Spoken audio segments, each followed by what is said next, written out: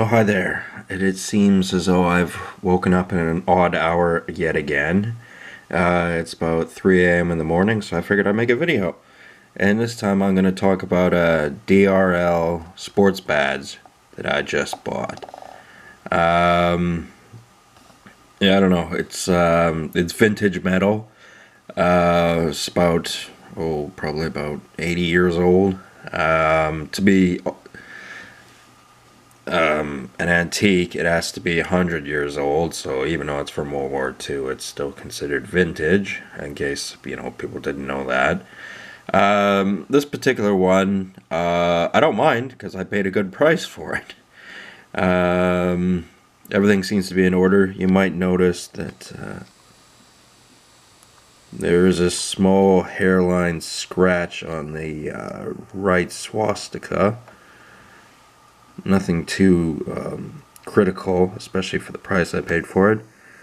This was awarded, presumably, I think, by Olympians and things like that, and people who just genuinely did well in sport. We can have a look on the other side.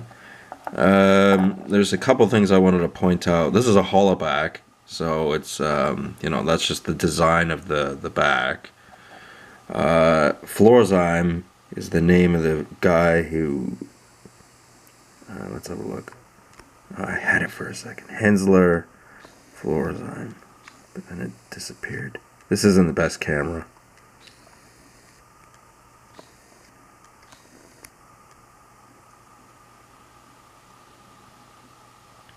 Very, very common name on the back of a pin like this.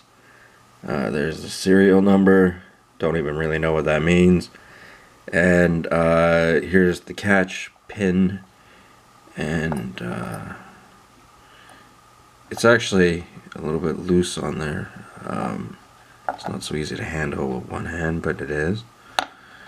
I believe this one to have a post-war it's a post-war fix, I believe, if you just take a closer look, which is okay. Didn't exactly say that when I got it, but that's okay. For the price I paid for it, it makes total sense. It could be a wartime repair, but I don't think it is. I think it's a post-war. Although it would be odd that they'd have both pieces, I must add, because this little bit of metal here is not very big. And this is on kind of loose, but I don't believe the catch to be warped in any way. It could be a little bit, I suppose. I don't have another example to compare it with.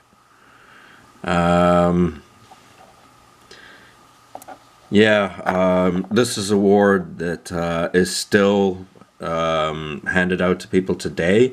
Obviously, it's different. It's I think it's DOA or something like that. But it's essentially the same thing. And you can even get one that's the same version of this without the swastika from pre-1937.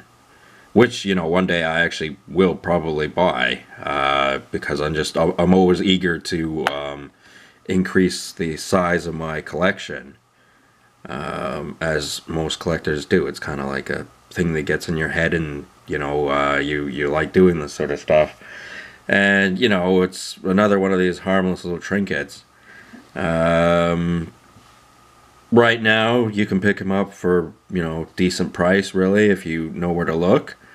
Not too many of them are fakes, because there just isn't a market for them to be widely faked. There are a few metals that you have to be particularly careful for, but not this one. This one, you have little concerns of it being a fake if you buy it from the right source.